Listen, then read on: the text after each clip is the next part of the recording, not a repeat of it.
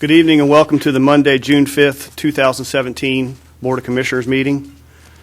Mr. Beaumont has been kind enough to offer the Pledge of Allegiance and the invocation.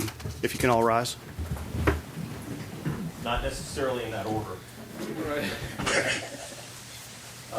Everyone would bow their heads. Heavenly Father, we graciously thank you for the rain that you sent to Currituck County, Father. We thank you to help the water that helps our crops to grow, and Father, help the green things stay green, and the flowers that are so beautiful this time of year. Father, with that, we ask for your guidance as we hold this evening's meeting, that you would give us, the Board of Commissioners, wisdom as we do the county's business this evening, Father. Lord, I ask that you would bless each of the attendees in the gallery, Lord, that they too would be able to understand the workings of government, and that we all have one focus, and that's what is the best for Currituck County. Lord, bless this meeting. Bless each and every one of us. In Jesus' name I ask. I pledge allegiance to the flag of the United States of America and to the republic for which it stands, one nation, under God, indivisible, with liberty and justice for all. Thank you, Mr. Beaumont. You may be seated. Our first item this evening is the approval of the agenda. Motion for approval. Second. Any discussion? All in favor? Aye. Aye. Opposed? Hearing none, motion passes unanimously. Our next item is public comment. The first individual I have is Miss Peggy Lusk. I think I made a mistake. I really want to make my comments pertaining to the Moyock Commons, and I may have signed the wrong sheet on that. You signed both of them. I did. Yes, ma'am. So can I just jump forward to the Moyock Commons Phase 1 as my comments? No, ma'am, that will be during the public hearing. Okay.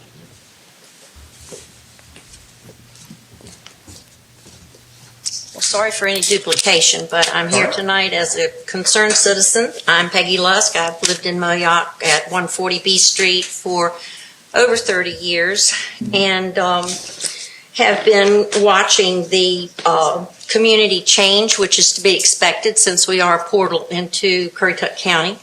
And so whatever I have to say about what is happening in the county is not just for me personally, but also for quite a few people who are in and around the community. And as part of my concern, I have been serving on the Stormwater Committee, and I also serve on the Land Use Steering Committee. And that's really given me a lot of insight also. The Steering Committee with the Land Use, some of the surveys and the information that we have gleaned from the county has been overlapping, and that is the density, the traffic, and where the county is going to go in the next 20 or so years. And so it just has amazed me that some of the same problems that Moyock is experiencing go all the way down to the beach. So that is my public comment for this evening, and thank you. Thank you, Ms. Lusk. S. Paul O'Neill. Mr. Chairman, Commissioners, first of all, it's great to be home again. Y'all look mighty fine sitting up there tonight. You're doing a great job. I know you don't hear that very often, but I want to thank you for allowing us, me and my guests to come tonight. I'm here on behalf of the trustees of College of the Albemarle. And first, I want to thank you on behalf of the trustees for the financial support and the community support that Currituck County gives to the College of the Albemarle. Mr. Hall serves on that board as well with me and knows full well the support we have from this community and the Board of Commissioners.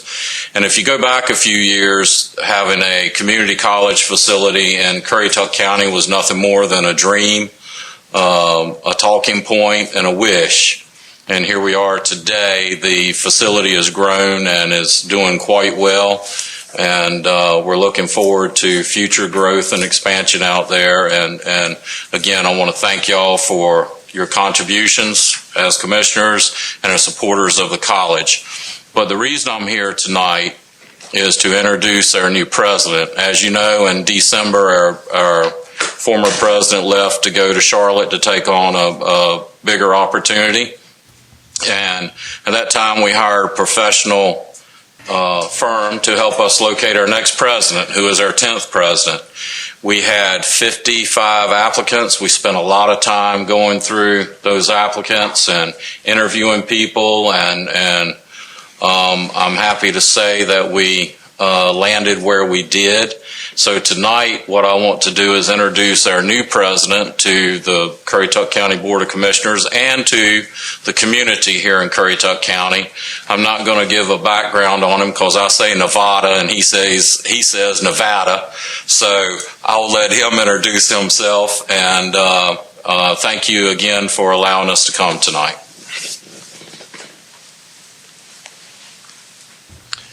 Good evening, and thank you for allowing me a few minutes to talk to the Commission tonight. I appreciate that. Whenever an academic introduces themselves, they always have a standard format for it. They always go through the degrees they've earned and their background in terms of work experience, and I'll do that for you quickly. But I also want to throw out a couple of points about education as well while I'm at it. I hold bachelor's and master's degrees from Tennessee Technological University in mathematics, a master's degree in industrial engineering from the University of Tennessee, and a doctorate in education from Valdosta State University in Georgia. I spent the first 12 years of my career teaching math at the University of Tennessee at Chattanooga. I'm a slow learner at times. It took me 12 years to figure out that while I was being very successful at a university, it really wasn't where I belonged. I belong at a community college where students are learning how to earn a life for themselves. So I left Tennessee, took a job as a dean of science and mathematics at Darton College in Albany, Georgia. Was there for 7 years. Till Hillsborough Community College in Tampa, Florida called and asked me to come down. So I went from a college that was roughly the same size as COA to one in Tampa that was 45,000 students, serving very similar population, but obviously 12 times larger. Left Hillsborough after 6 years to go to Western Nevada College in Carson City, Nevada. And yes, the locals pronounce it Nevada, not Nevada. I got so much grief for the first 6 months I was out there. You wouldn't believe it. Even the president of the college said, "I see you're not a very quick learner," when she tried to explain it to me. So, after 6 years in Nevada, I'm now back in the Southeast where I belong. And while, as Chair O'Neill said, Dr. Dietermeyer left for a bigger opportunity, I can tell you she did not leave for a better one. COA is the best school in the state as far as I'm concerned. American Association of Community Colleges put out some information a couple of weeks ago that says the average associate degree holder earns in a week $127 more than a similarly trained high school graduate. $127 a week. Doesn't sound like a lot of money for a 2-year degree, but that's $6,600 a year. Now, that's way more than 2 years' worth of tuition at COA. If you can find me any investment anywhere where I can put in less than $6,000 over 2 years and get more than $6,000 back every year for the rest of my career afterwards, I'll take it anytime I can get it. In 2013 and 2014, the state did a fiscal assessment for every community college in the state. They looked at not only the amount of money the college was spending in its district, they looked at the increased spending capacity of the students, the graduates from the college, and looked at the increased ability of the businesses in the district to do business because of the skills the students had learned from the college. Their conclusion was that COA's contribution to our 7-county service area compared to not having a community college is $170 million a year. If anybody ever wants to argue the value of a community college degree or a community college, I'll be happy to have that argument with them. I am very proud of what we do at COA, and I'll be happy to answer any questions if anybody has any. Welcome to Currituck County, and thank you for coming to COA. Thank you, Mike. I appreciate that. I have one for you. Yes, sir. I live over on the beach. Have you learned Corolla versus Corolla yet? I learned when I first came down for my interview. I stopped at the little tourist center when you first come across the visitor center, and the kind little lady there explained it to me. So yes, Corolla, not Corolla. I will have to admit though, Currituck and Perquimans took me a while. I wasn't quite sure. Very good. I did explain it to him again in preparation for tonight.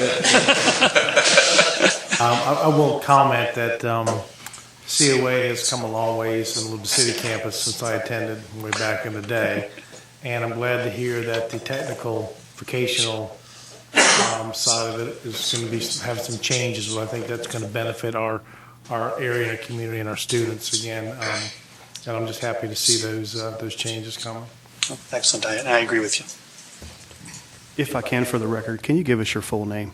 I apologize. Yes, of course. Robert Weiniger. Thank you so much. Thank you. Next would be Judy Penny. I apologize, I signed in both places, I'm going to go ahead and vote for the other section. Fair enough. Thank you. With that, I would close the public comment section and move on to our next agenda item, which is PB 14-16 Lakeview at Currituck Development Agreement Amendment. Request to amend the development agreement between Currituck County and Lakeview Land Development LLC for property located in Moyock on Survey Road west of the intersection of Currituck Highway, tax map 15, parcel 83B, 83C, 83D, 83E, and tax map 15C, parcels 1-10, 68-88, and 129-146, and OSC Moyock Township. And with that, I'll hand it over to Mr. Woody. Thank you, Mr. Chairman. I'll be relatively brief tonight on this particular topic. I know the the applicants here, and they plan to provide a presentation as well. On November 25th, 2014, the county entered into a development agreement with the then developers of the Lakeview subdivision, which is off Survey Road. The principal purpose of that development agreement was to coordinate the extension of the county sewer system to this property, and then within that create some phasing limits or timing of lots and how they come to record. So that was really a lot of the focus of that particular development agreement. One of the things that was also included in the agreement were building elevations, and those elevations at that time were intended to represent the homes that that particular developer intended to build. Here we are in 2017. We've got a different development group that's actually constructing the housing product for that development. One of the things that they have inquired with the staff about is the elevations that were in the previous development agreement and their desire to go in a different direction or to build a product that they're more, I guess they typically build with their developments. And what we've got to do, since this development agreement is an agreement between the Board of Commissioners and the developer, it's a recorded document. There was enough variation in the elevations that in order to do this, they'll need to come back to the Board of Commissioners and have you approve an amendment to the development agreement. If you approve the amendment, then these new elevations would be incorporated into that agreement, recorded, and be what the staff would use to then permit single-family dwellings in this particular subdivision. So let me jump to it real quick. These are pictures or examples of the elevations that are currently incorporated in the development agreement. And you can see, and I'm going to real briefly kind of go, you see there's a lot of, there's shutters, there's roof line changes, there's material changes. You can kind of get a feel for the style or the flavor of those elevations. Here's another set. We'll go back and just let you take a look at those.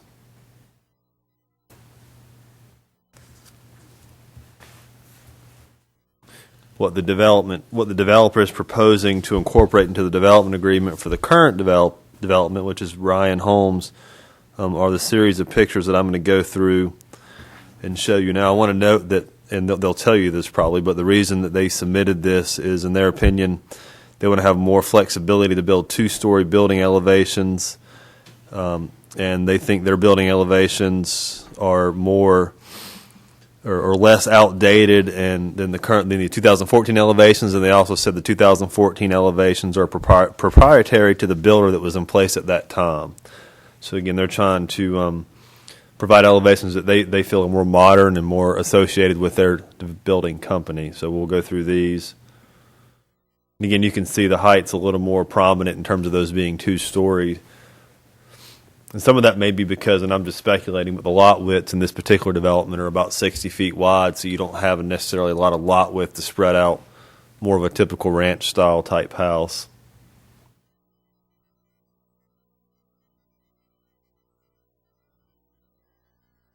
We'll go back through these one more time. Again, those are the elevations that are proposed to be incorporated into the development agreement.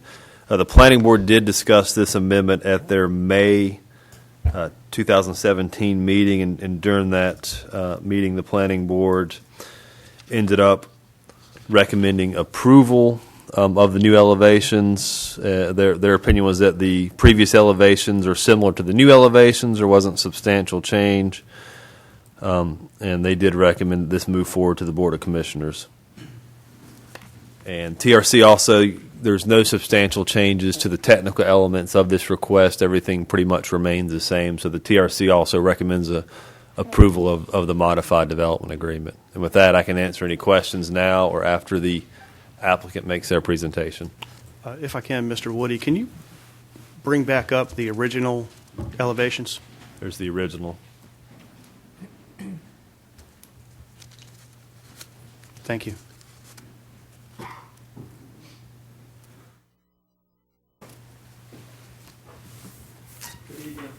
Good evening. My name is Aaron Van Dyke. Okay, thank you. I am the general manager of land development for Ryan Homes in the Hampton Roads area. We are a local builder in that we hire all of our subs and employees locally. We are new to the Currituck County. We have 2 sites that we are currently working on, Moyock Crossing as well as Lakeview. We're very excited to be a part of your county and look forward to growing our business in this county as well. With that being said, I'm really here just to kind of review through the development agreement and see what questions you guys have. Again, as he mentioned, this is the second amendment to the development agreement. The first amendment was to another builder that was originally under contract with the developer, and what that change happened was they had specific elevations that are proprietary to them. And again, we want to make sure that we don't use their elevations and we use our proprietary elevations for our buildings going forward. We feel like they're very similar and trying to do the same thing that the community was built for. So with that said, this is the agenda. We'll show you the original architecture, the amended architecture, what we plan to build, and then talk through the ARC board as well. So as he showed you, these are the original architecture.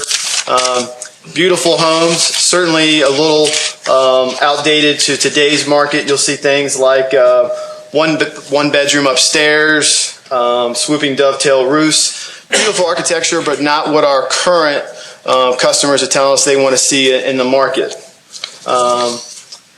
Example of this home right here, this home actually would not fit on the current design lots that are at the community. So as you can see, things have changed quite a bit since the original development agreement. And then it was amended to another builder, and this is actually the amended architecture that was approved. Just a couple of examples here. Again, very comparable to what we are proposing. We think it looks great. This was, I believe, Chesapeake Homes that did this.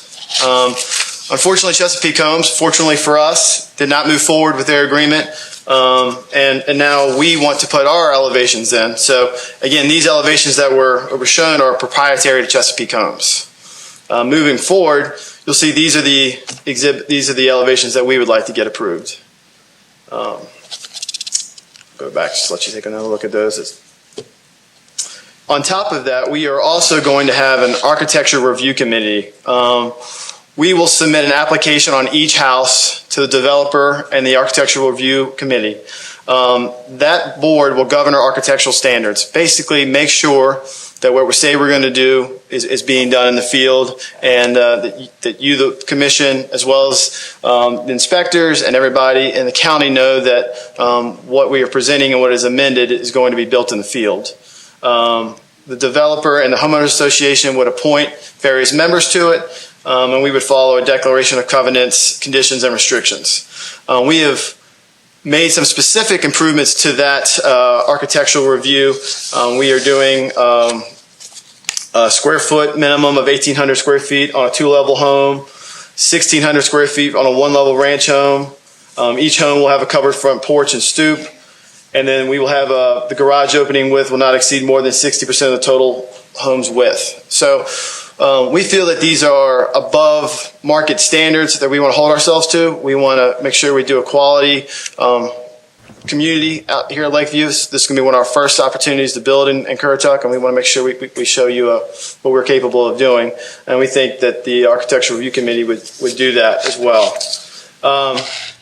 We pride ourselves on quality and customer service. We are a national builder in that we have many different outfits up and down the East Coast, but we are a local builder in that we employ all local employees. We have over 70 people that staffed in Hampton Roads.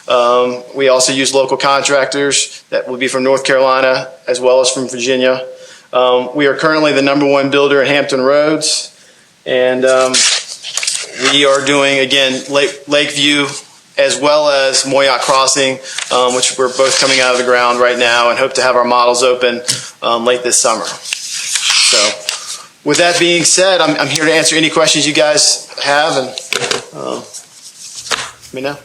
You asked a question or a statement earlier that the minimum square footage is 1,600 and 1,800 square feet. What was the old contractor? My understanding, there was no minimum square footages. We are just holding ourselves to that standard on the Architectural Review Committee. Is that your understanding? Yeah, the county has not established a minimum square footage for any of the development plans. So whatever that may or may not have been would have been whatever that builder had established. I don't know what that was. Okay, and how many one-story houses are in your inventory that people can pick from? There's going to be 2 in our current inventory, Right. and then we have some 4-story houses. 2-story houses to build as well. We typically will offer 4 to 5 floor plans in our offering. And I'd like to debunk a rumor real quick, if I could. There are people out there that are saying that you're building townhomes in there. Is that a true statement or a false one? That is a very false statement, sir. Thank you. Yes, sir. Mr. Van Dyke, if I may, are the price points the same as originally presented to us? To the Similar. board? Certainly the market's changed. We anticipate that we're going to be having an introductory sales price in the mid to high 200s, and then we'll probably be out the door pricing with options and different things that customers can add in the low 300s. And we think that's the core of the market that we're going to be pulling from different areas. And one other question is, who's the committee? The developer right now. Developer, and then as the community grows, other customers will join the HOA board, and they will be a part of the Architectural Review Committee. So currently the developer is the committee. Correct. Okay. When does HOA become involved? Didn't 75%? The whole project. Okay. And didn't we change that on another project recently? Put a stipulation on that they had to involve the HOA sooner? Was this one? Okay. Yes, sir. Memory, Bob. Not much room to fit stuff. Any further questions for Mr. Van Dyke? Thank you, sir. Thank you for your time. I appreciate it. And with that, I'll open the public hearing, and I would ask for Mr. Gary Warner. Mr. Warner, you have 3 minutes for your presentation. Thank you. Good evening. My name is Gary Warner. I'm the president of Franciscus Homes, and Franciscus is the operating manager of the Lakeview Land Development LLC, the developer of Lakeview. I don't have much to add except to say that we're currently selling home sites to Ryan Homes in Chesapeake as well, have been for approximately 9 months, and we've had an excellent working relationship with them. The developer in that case also currently reviews the ARB applications that come in prior to permitting. We found those applications to be thorough and in keeping with the established ARB standards. So in every regard with respect to elevation varieties, use of exterior materials, we found that Ryan has been an excellent builder in the neighborhood, and we're proud to be associated with him. I expect nothing less here at Lakeview. Thank you, Mr. Warner. Thank you. That is all I have signed up for this public hearing. Is there anyone else that would like to speak? And with that, I'll close the public hearing and open the floor for discussion or a motion. I'd like to ask a question of our county attorney. It's in regards whether I should recuse myself from this voting. My company has currently obtained some mechanical permits for some of the homes that have already been applied for with Ryan Homes. I believe they're working on some of the Moyock Commons. So that being said, I'm just concerned if I should actually vote on this at this time, because I'm getting a fee for that. So. Well, of course, under the general rule, you're required to vote unless excused because the vote may relate directly to your financial interest or to your character. I think given that you are the owner of your corporation, at least more than 10%, I think perhaps I would suggest that you ask your fellow board members whether they might excuse you from voting on this particular matter. The one comment I would have is, regardless of what elevation is selected, if he's still doing the work, does it really matter? In other words, does it matter? In other words, we're not voting on whether or not Ryan Homes is going to be the home builder in the project, hence him being aligned with Ryan Homes. I would suggest to you it's a moot point at this time, and I don't personally see a financial gain by what elevation is selected. And Mr. Chairman, I would concur with that, only because they're proving that they're hiring local contractors. And again, I just wanted to put it out there just so everyone knew. Right. Appreciate that, Mr. Payment. And with that, I'll still hold the floor open for a motion. I motion that we do not recuse Mr. Payment from making a decision on this amendment. I second that. Mr. Beaumont seconds that. Any discussion? All in favor? Aye. Aye. Opposed? Hearing none, motion passes unanimously, which brings us back to a motion for approval or denial.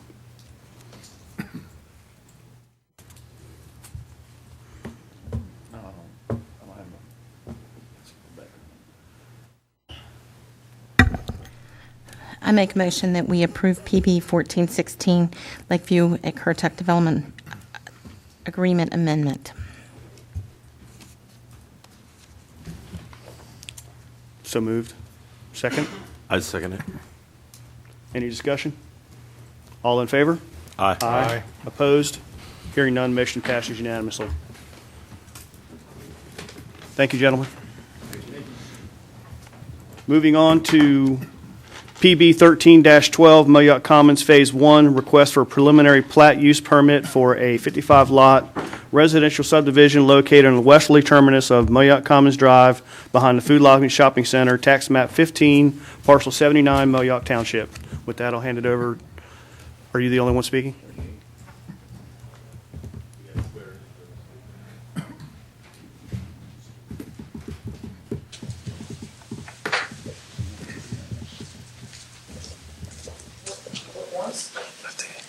All at once.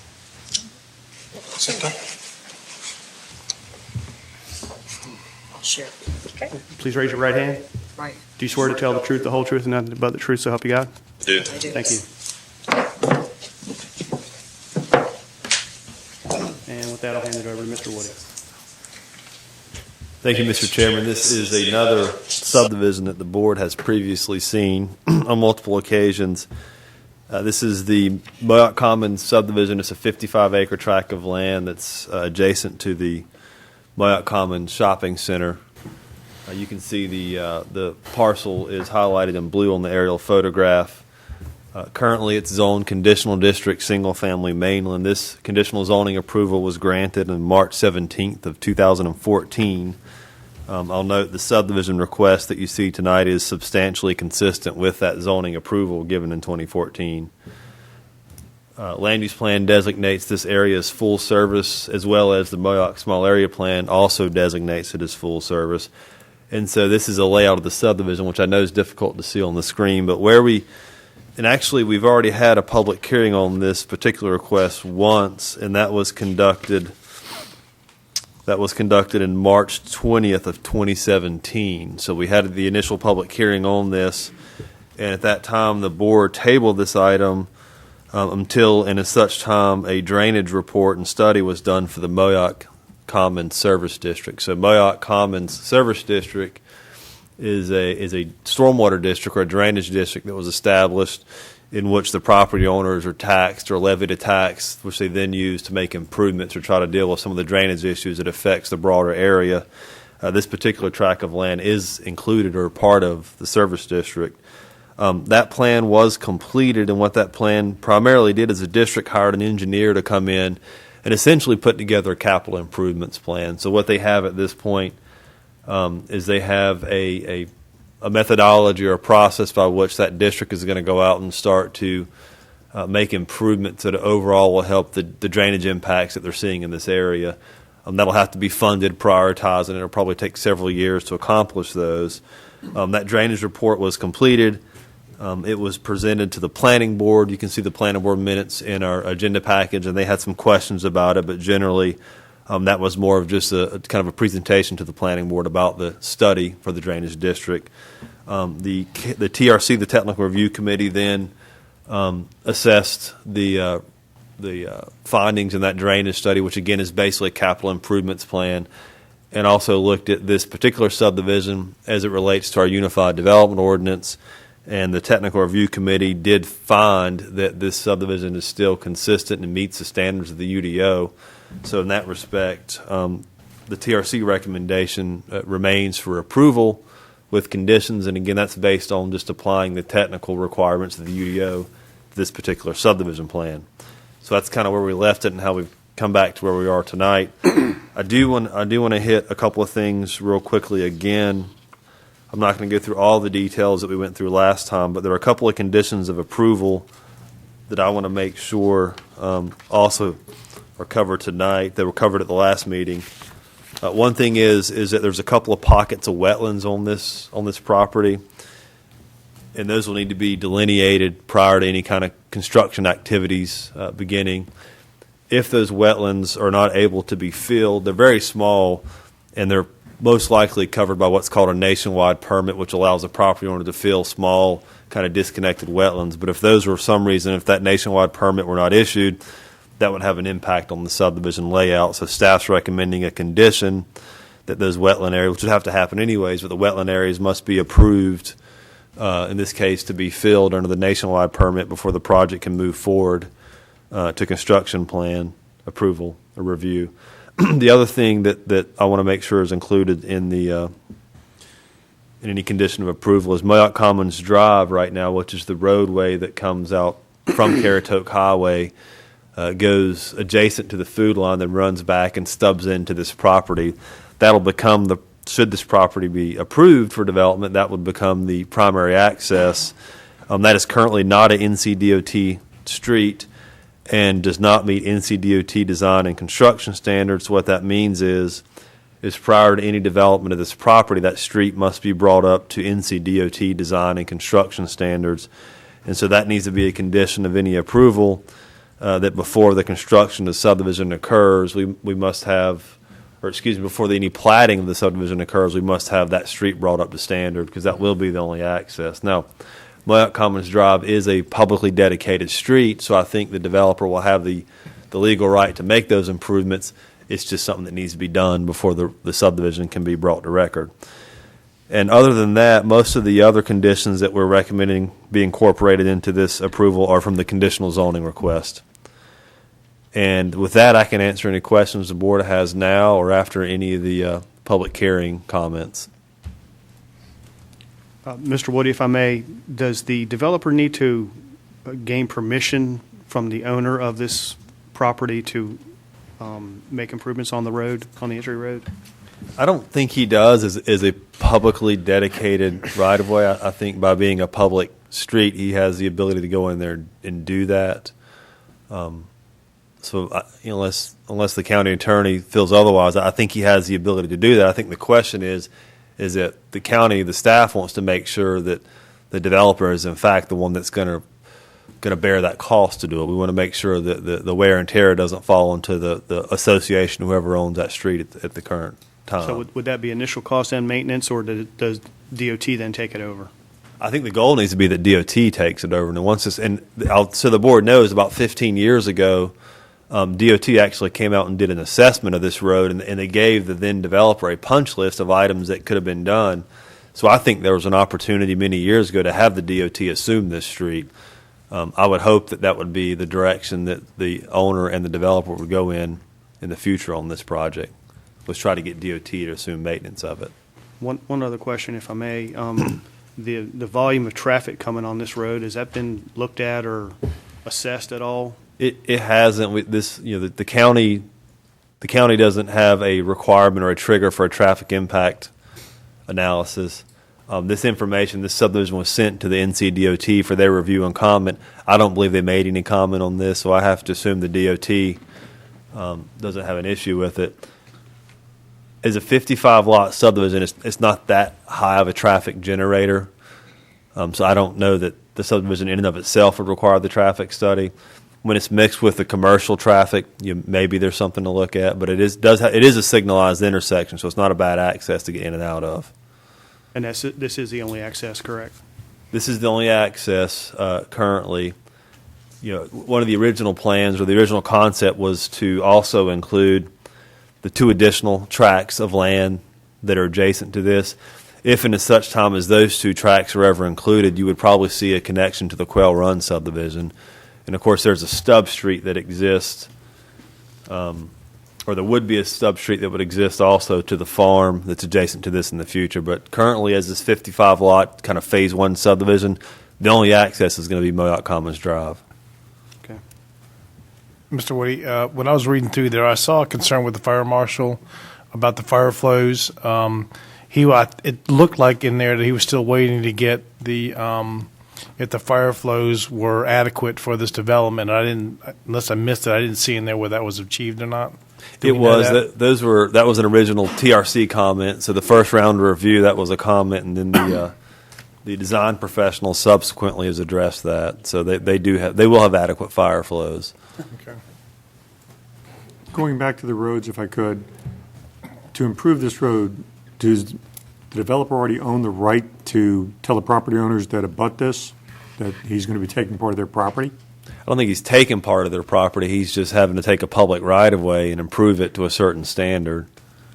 The general rule in North Carolina is that if I have property that abuts a publicly dedicated right-of-way, I have the ability then to improve that right-of-way in order to have access and use of my property. That's a similar issue that we just went through recently in the Carl Lane matter over in Corolla and Ocean Hill subdivision.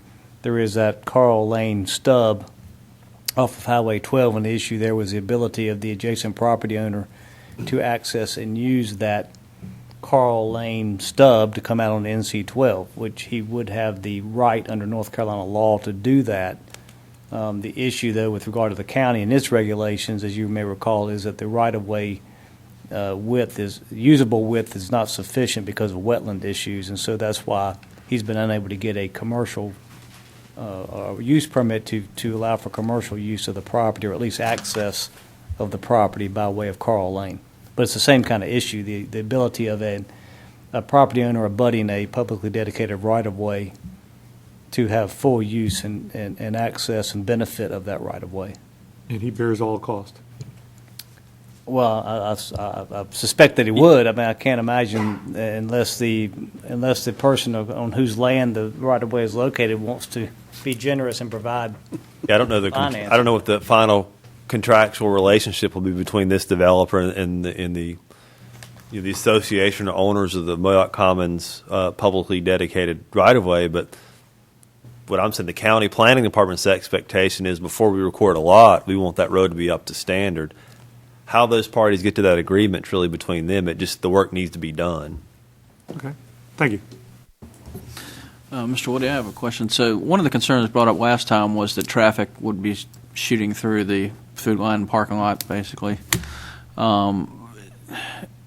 Is there any way at any point in time in the future to put in islands or something like that there I realize it wouldn't be a stipulation for this, but if they developed an out parcel, for say, if there's one available to help mitigate some of that.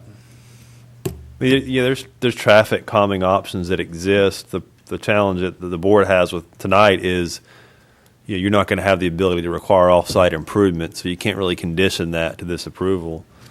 But that's probably a conversation that needs to occur between really this developer and the owner of the food line tract. And that maybe that's part of improving the road is some things to calm traffic and.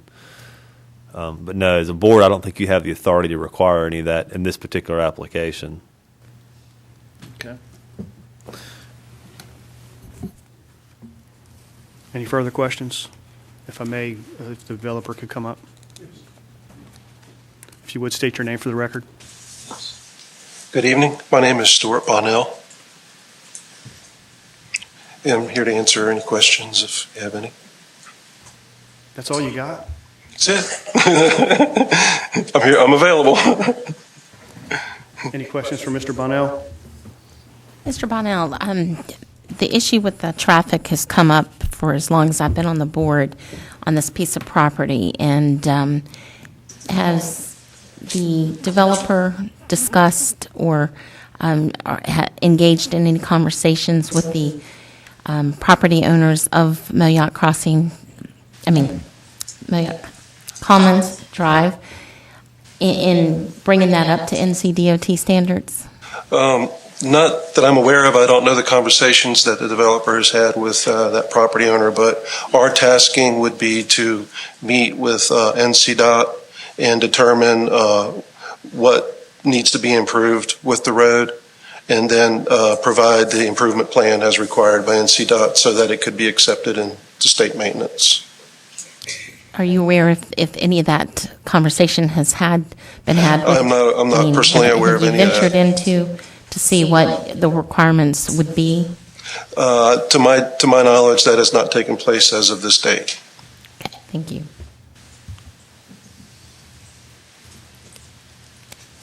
Thank you, Mr. Bonnell. Yes, sir. With that, I will open the public hearing and would ask Peggy Lux to come forward. Just to be clear, Mr. Chairman, would that be 3 minutes per presenter? Thank you. Good evening. Once again, I'm Peggy Lusk. I live in Moyock on 140B Street and have done so for over 30 years. And this particular proposed development has been brought up over and over again. And over and over again, we are faced with the same issues of this being a non-permeable soil area. And by that, it results in water not being absorbed into the property. With more development that would be in that area, the water, because of insignificant or insufficient ditches and drainage areas, it inundates some of the surrounding residents, especially in Quail Run and along Puddin Ridge Road. So that has been an ongoing concern. And with the studies that are being done for how to help Moyock and its residents find a solution, that should be, I think, a very large consideration as to whether or not this development should go forward. We're in the midst of the growth that we have, and so therefore we have a lot of studies that are being undertaken to give us some relief, whether it be from the flooding or the traffic problems we have.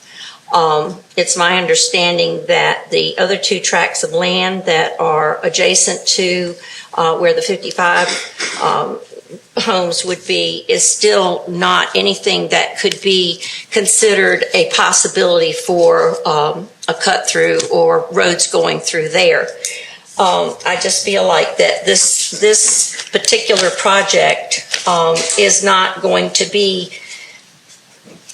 conducive to improving our quality of life for the residents that are in this particular area. And every time we come to these meetings to ask for your help, it's the same issues that are before you tonight, which are traffic, drainage, and the density of this particular project. And I just ask that you please consider some of the things that you're already aware of. And I'm bringing the same thing back to your attention again, that we just, and we being the concerned citizens of Moyock, and also what I have learned from serving on the land use committee, and the people that have answered the survey are not in favor of continuing with this kind of development in our community. Thank you very much. Thank you, Ms. Lusk. Judy Penny.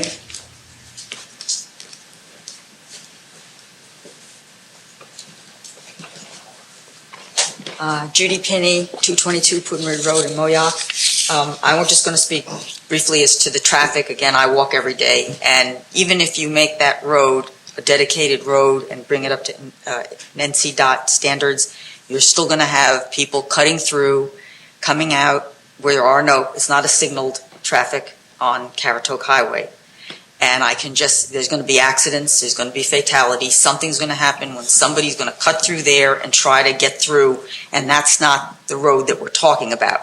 But that being said, the main thing I wanted to bring up today is ditch number 4, which is the drainage issue that, from what I look back through my notes from what's been going on here, this original tract was, ditch number 4 is not a high volume ditch, and the developer's intent originally was to increase its efficiency by running pipes under East Street that would run into ditch 4, and that would go under Puddin Ridge Road.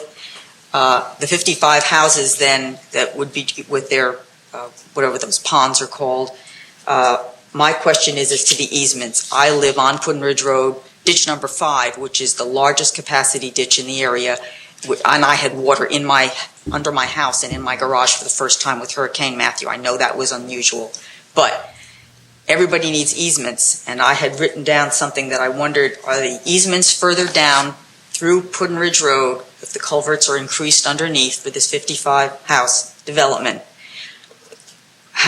There's going to be issues. There's going to be issues with property owners.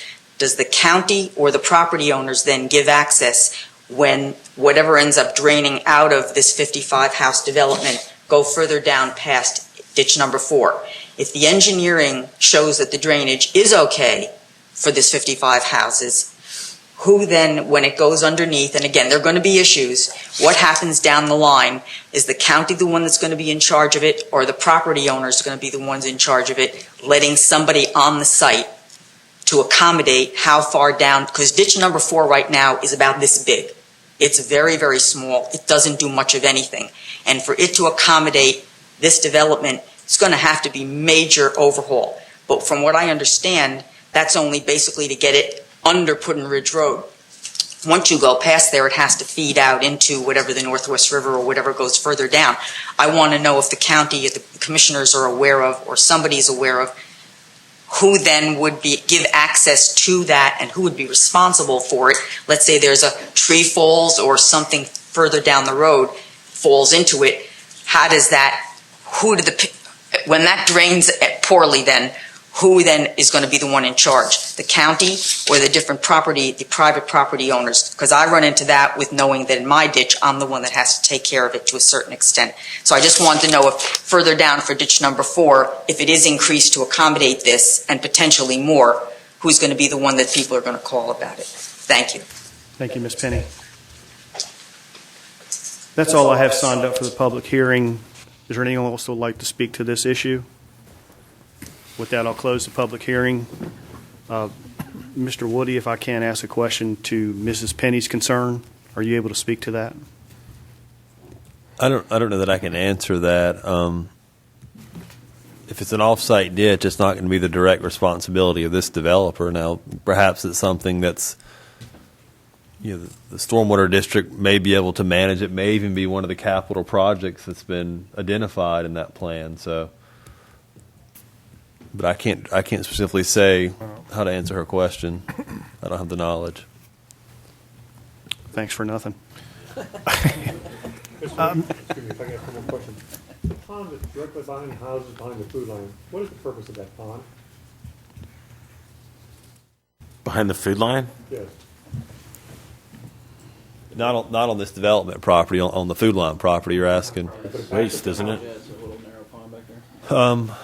I believe that's the wastewater infiltration pond. And Is that that correct? can be up against houses, no problem? Well, I don't even know. Yeah, and I would look at the kind. I don't even know that wastewater plant doesn't even operate currently. I don't believe. So I don't think there's any treatment or disposal in that area of wastewater. What might cause that to be put in operation? If you needed extra capacity, for some reason the Moyoc Sewer District needed additional capacity, it would be available. But then they'd have to come to the board and apply for that, or come to the county and or the health department to apply for that. And the fact that Houses are were there. this to pass, there'd be a neighborhood there, that would adversely impact the ability to do that. Okay.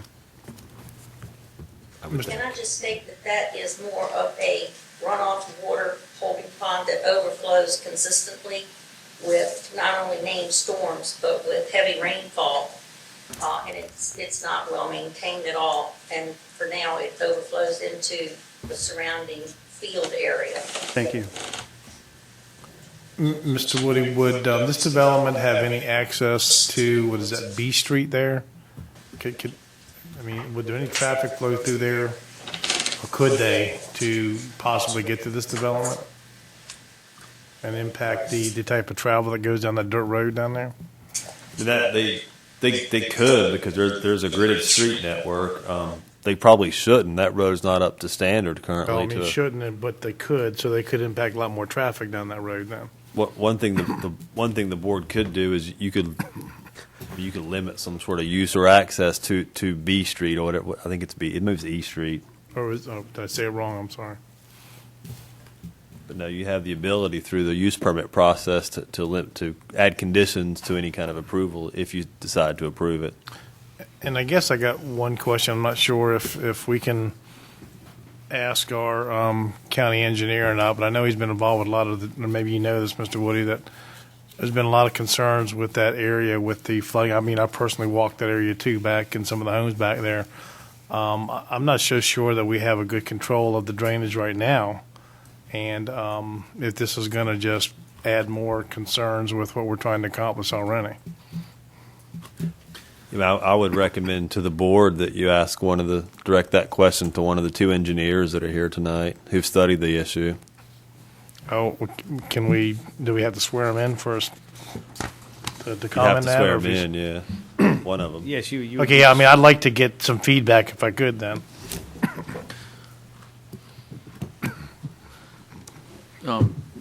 Before you get to that, just briefly, you were asking about E Street or whatever that dirt road is.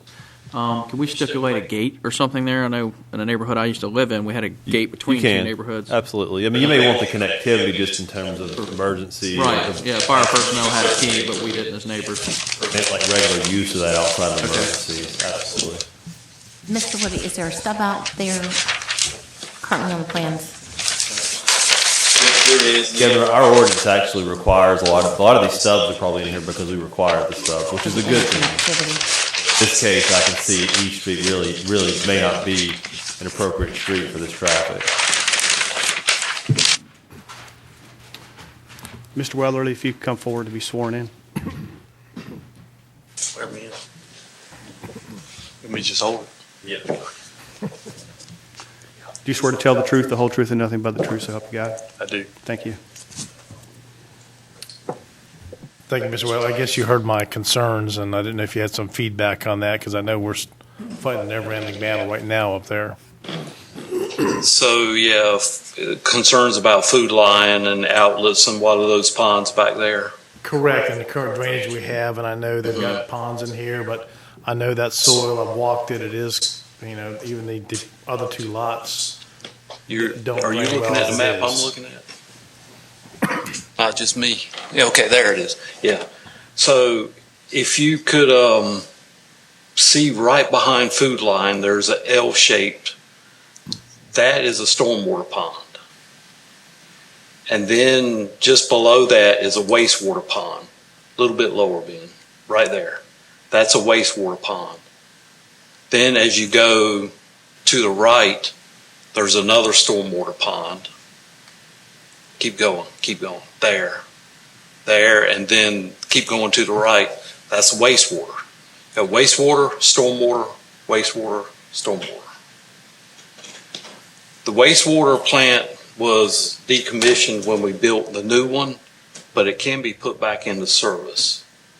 So that is there, and it meets the current setbacks. I don't believe this would have any impact on it.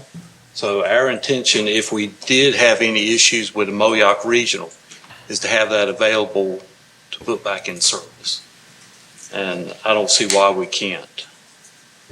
The stormwater pond there, the L-shaped one behind Food Lion, drains to the right and out to ditch 1, all the way down and out there. Ditch 1, all right, when we did a capital improvement plan, they prioritized about 19 different areas that need improvements. And basically it was an engineer out walking these ditches and figuring out what he could do to improve them. And ditch 1 has a lot of issues with siltation. There's a blockage, a big blockage between here and 168. It was actually one of the top priorities. So I believe once we get that done, it'll help the food line out and that pond behind it. Ditch 4 was an issue along E Street. That was a major area that needed to be cleaned out and regraded, but the developer isn't using that section of the ditch. The part of ditch 4 on the other side of Puddin Ridge Road, the engineer in the capital improvement plan found that that was okay.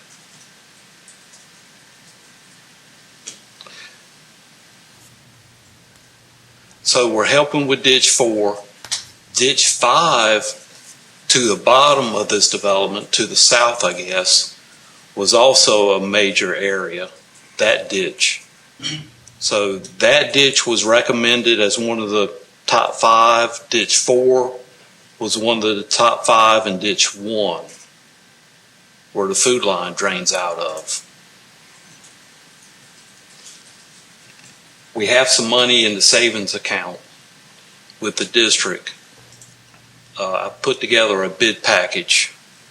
We have our next stormwater meeting in Moyock this Thursday, and we were going to go over the capital improvement plan that the engineer did, put together a bid package, and do as much as we could. Ditch 4, ditch 5, ditch 1, they're in that package. So with that money available, we're hoping to hit some of the major stuff. Ditch 1 beside, forget the farmer's name again, Lindsay. We're hoping, right now the crops are in, and so this fall we'll have to hit ditch 1 again. But still, it doesn't, the development is meeting the UDO, he's retaining the stormwater, he's releasing it at an acceptable rate, so that's why TRC is recommending approval. That was a lot of rambling. Did I answer? Oh, yeah, I mean, you did. I I get just wanted to find out, if we were addressing some of the issues and kind of what impact this would be, positive or negative, or if it's, especially with some of the other ditch on the that butts up against to Quail Run, because I know that's a terrible He area. found that, yes, sir. And a lot of it we knew, he just verified it. Ditch 6 on the other side of Quail Run has a lot of needed improvements, and he found some interesting stuff, and I think it'll make an impact. We'll do the best we can with the funds we have available, but yes, sir. The plan is to make those improvements. I was good. Mr. Woody, I have another question. If you will put the slide back with the development. Mr. Weatherly, you pointed out the different ponds, whether it be wastewater or drainage. Where does the public access come? Does it come all the way to the abutting property? Because that is Currituck County property, correct? In between the Food Line Shopping Center? Is that a public roadway across that property? Do lines for the stormwater ponds, do they all connect at that juncture?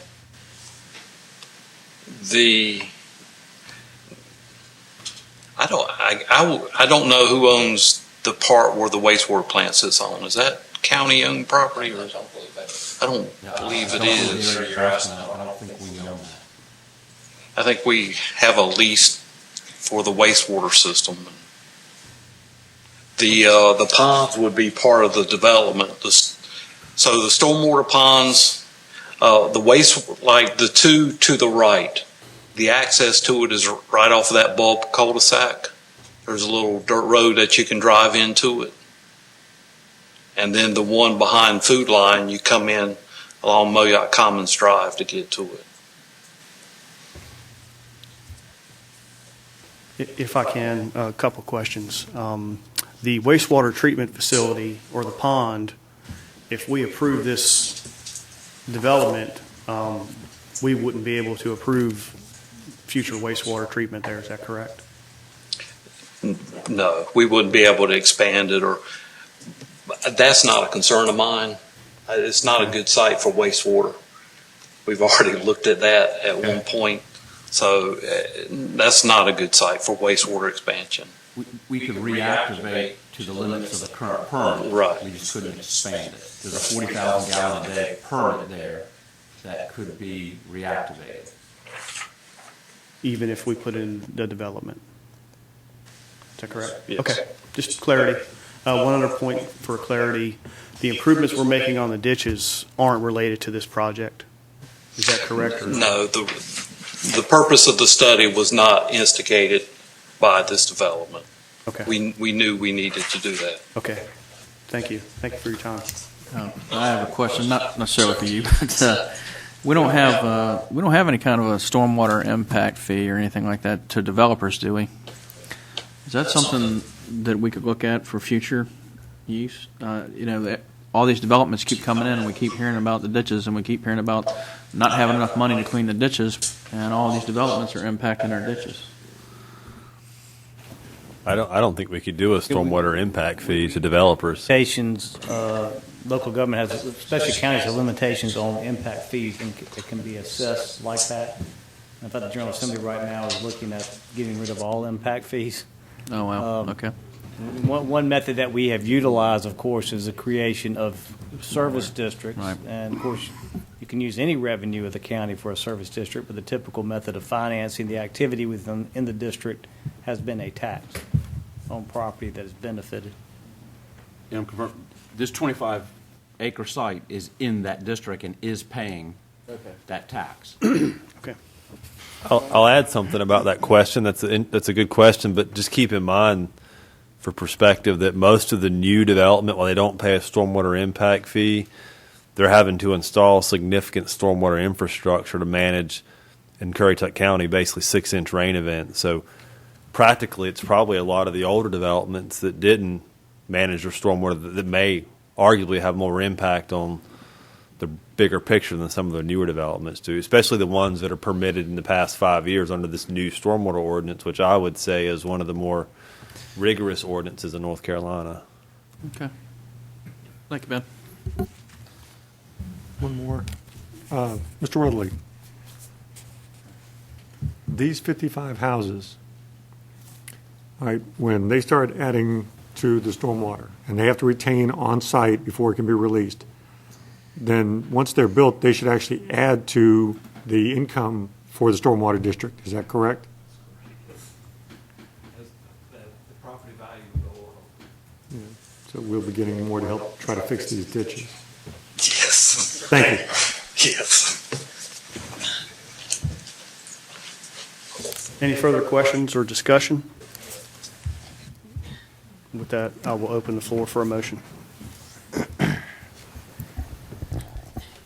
Mr. Chairman, after giving a lot of thought and the evidence that's been presented in this matter, I move to postpone PB 1312 for a final decision so that we can have the county staff direct and prepare a written order and permit for review and entry by this board at its June 19th 17 meeting. If Mr. Woody, if your staff can, if that's ample time for you to draft something so that we're very specific, because there's lots of factors that we need to add into those conditions. Now, did you say that was that an order for approval or denial? In order to make a final decision. I guess I would suggest that if it's going to be an order that be drafted by staff, it would be one of approval, given the evidence that has been presented and as part of this case record.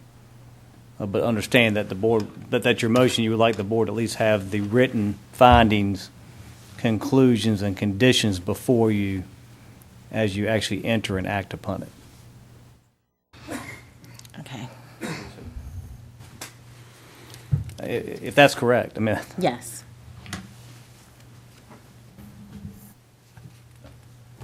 Are you done? All right, I'll second that. If I may, just to clarify, Commissioner Gilbert, could you restate your motion again, so I can make sure I understood exactly what you were?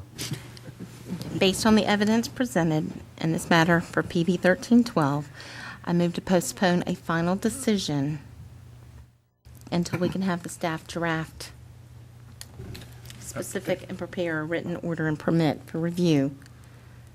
Okay, no, that's fine. I heard postpone, then I heard our county attorney mention something about approval, and I want to make sure I wasn't getting confused there. Okay. What I was saying, just understand that and express that I think from the staff perspective and from the evidence as presented, it would be language in a draft order to you for approval with the requisite findings of fact, conclusions of law, and conditions, as has been presented in staff reports and other evidence presented throughout these hearings. Is that your intent? Yes. Okay, we have a motion and a second. Any further discussion? All in favor? Aye. Opposed? Hearing none, motion passes unanimously. Thank you, gentlemen. Moving on to public hearing and possible action to adopt the county's annual budget for fiscal year 2017-2018. At our last Board of Commissioner meeting, we had discussion on this, and it was presented to the board. And since then, we have had a work session to discuss some issues. And tonight, we are here for further discussion and a possible action to approve the budget. And with that, I'll open the floor for discussion.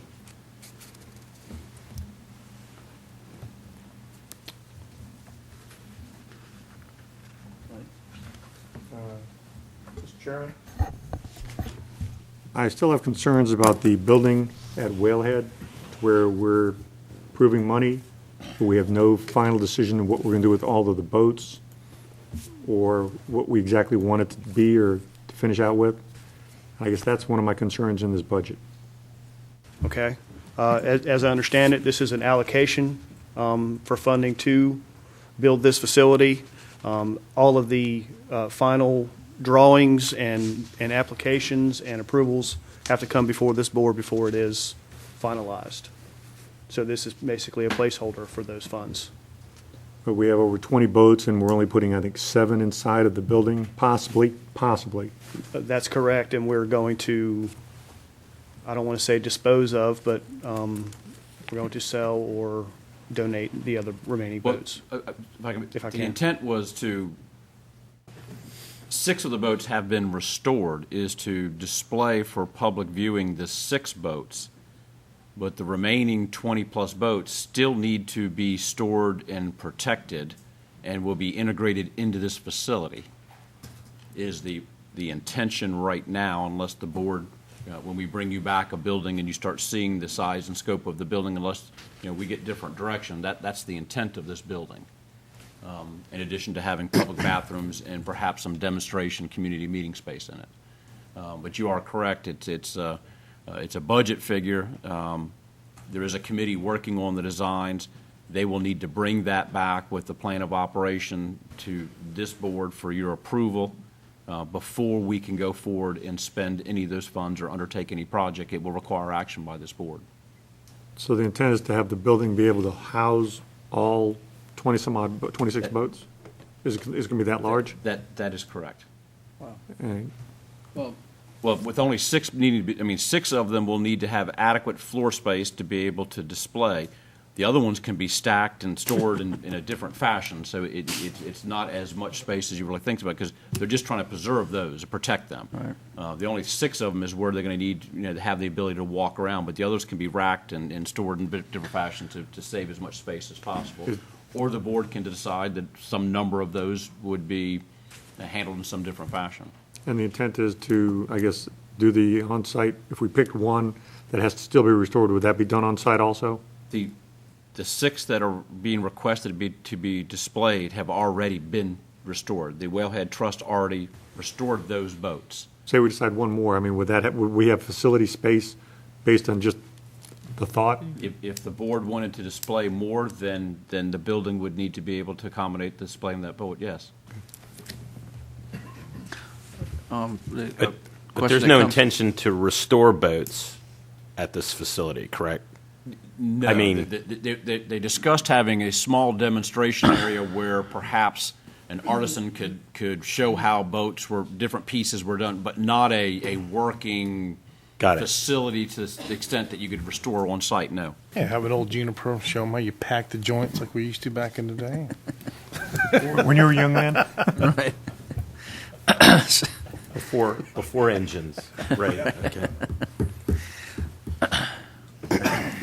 Next, going into the multi-use path, I know that this year, the budget, there is no funds set for actually working on the walkway itself, but there are other portions of this area that we're working on, that we were accomplishing this year with that money. Is that correct?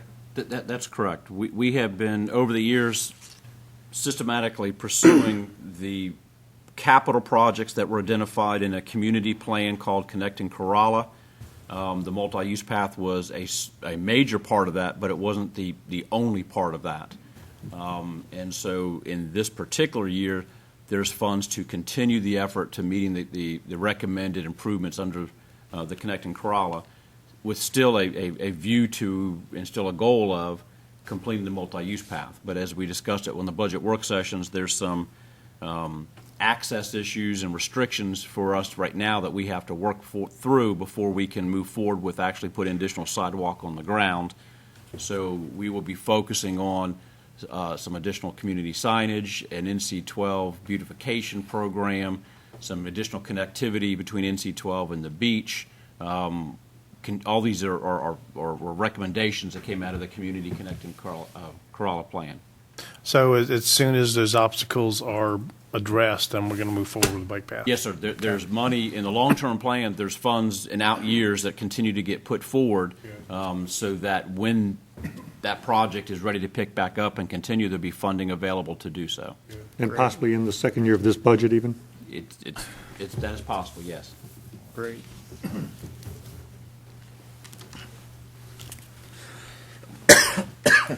Any further discussion? If I can, real quick, Mr. Scanlon, many thanks to your staff and to yourself. I know this budget process is quite time-consuming and quite involved. We appreciate all the hard work. I know I said this at the last meeting, but again, to the board members, everyone is so involved. You can tell that everyone really wants to do a good job and are concerned about taking care of our citizens' money and being good stewards. And on behalf of myself and the county, I appreciate that very much. And with that, I will open the floor for a motion. Mr. Chairman, I'm sorry. Although I don't think anybody Public hearing. I you will apologize. need to go through a public I hearing. apologize. And with that, I open the public hearing. No one has signed up for the public hearing. Is there anyone would like to speak? And with that, I will close the public hearing, and I will open the floor for a motion. Thank you, Mr. Scanlon.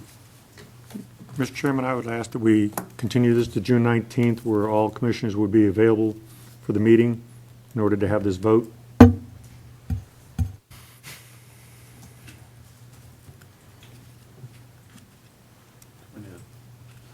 We need a second for that.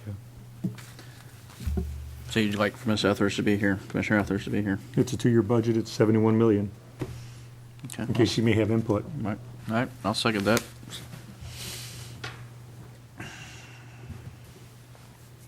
Any discussion? Mr. Chairman, just add it. I mean, I've seen a lot of emails.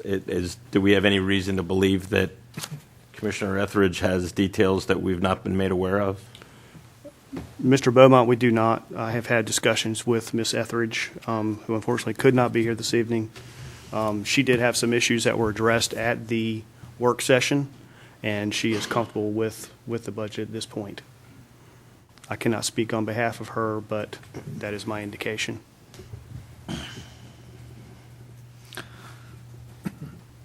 Well, there's no problem with. Does the budget have to be passed unanimously because we're less than 7? No, sir. Okay.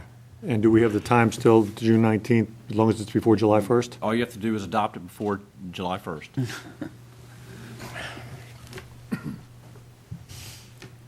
Any further discussion? All in favor? Aye. Can I get a show of hands on that, please? For just continuing it till Ms. Kitty can be here. I'll eye on that. I don't mind continuing another session and give her, be here. Opposed? Nay. Nay.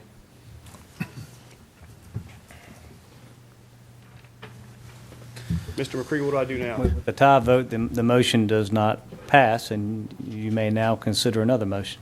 Thank you, Mr. McCree.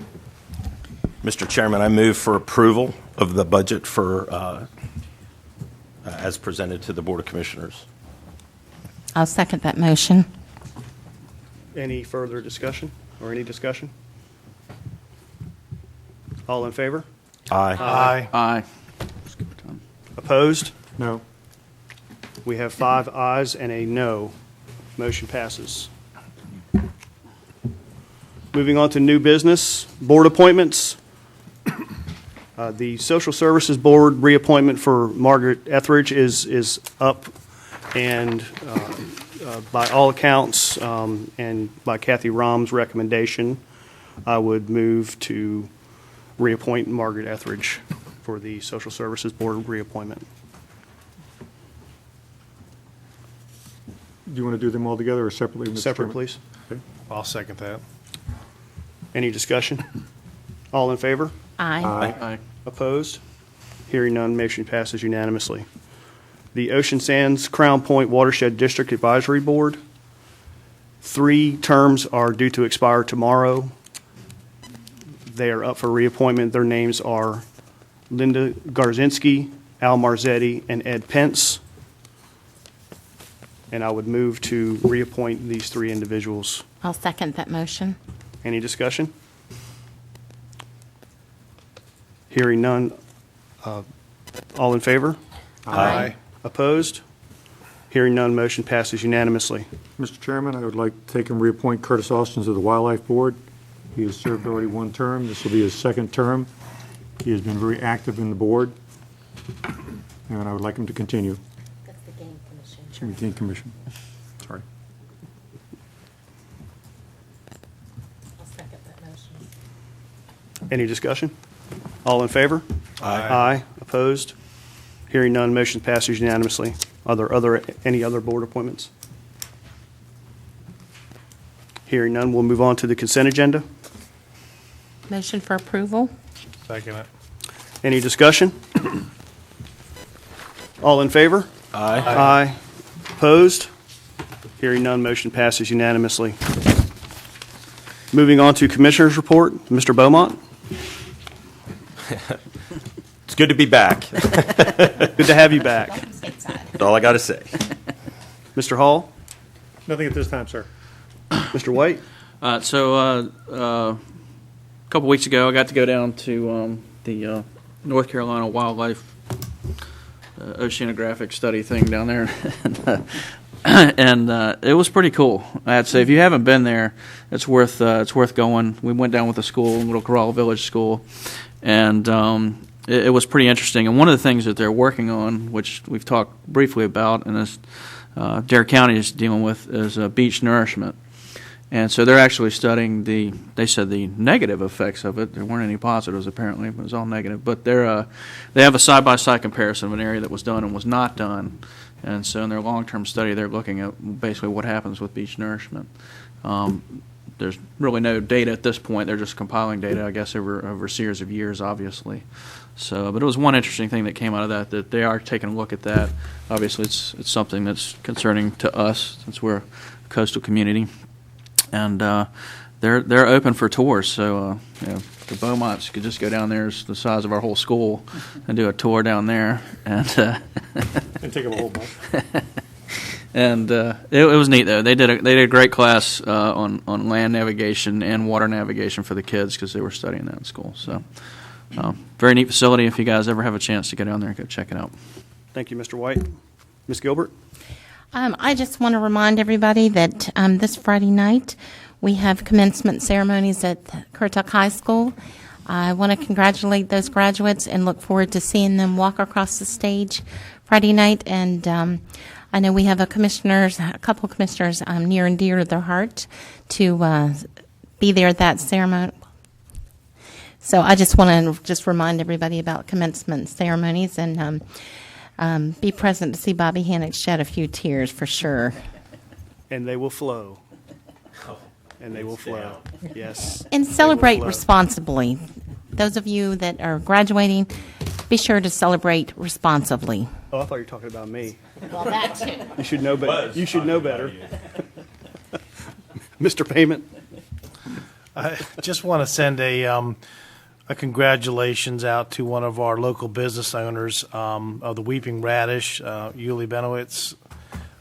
He actually won the North Carolina Tourism Person of the Year for the northern region. That speaks well for our area and for Currituck County to get that award. And I just wanted to send out the congratulations out there. So if you stop by and see him, just wish him congratulations. And again, just the traffic picking up.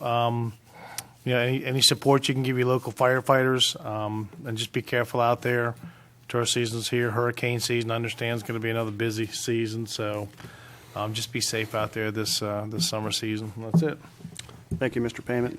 Nothing from me. Mr. Scanlon? Nothing tonight, thank you. Thank you, sir. With that, I will recess the regular meeting of the Board of Commissioners and enter into a special meeting of the Tourism Development Authority. Public hearing and possible action to adopt the Tourism Development Authority's annual budget fiscal year 2017-2018.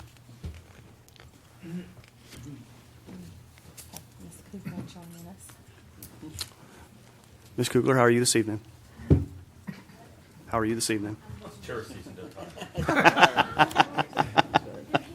Yes, they are here. They are here. Mr. Chairman, this is the adoption of the occupancy portion of the budget does require to have its own public hearing and own its action. So we presented this to you at your last meeting, and it'd be appropriate now for you to open the public hearing and, if the board so desires, take action on adopting the occupancy tax portion of the budget. And with that, I will open the public hearing. Is there anyone that would like to speak to this? Hearing no one, I will close the public hearing.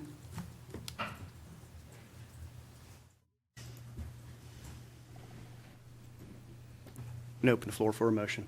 Apologies. I'll make a motion that we adopt the budget for the Tourism Department Authority. I'll second that. Ah, you beat me to it. Go ahead. Got it. All right. Man. We have a motion and a second. Any further discussion? All in favor? Aye. Aye. Opposed? Hearing none, motion passes unanimously. Usually, if you hear an In and out. uncomfortable silence, it's directed toward you, just to let you all know that. And with that, I will close the special meeting of the Tourism and Development Authority and reopen the Board of Commissioner meeting and go back into recess and enter into closed session pursuant to GS 143-318.1A3 to consult with the county attorney in order to preserve county attorney-client privilege. That was a Got through it. mouthful. Yep. Good job. Thank you.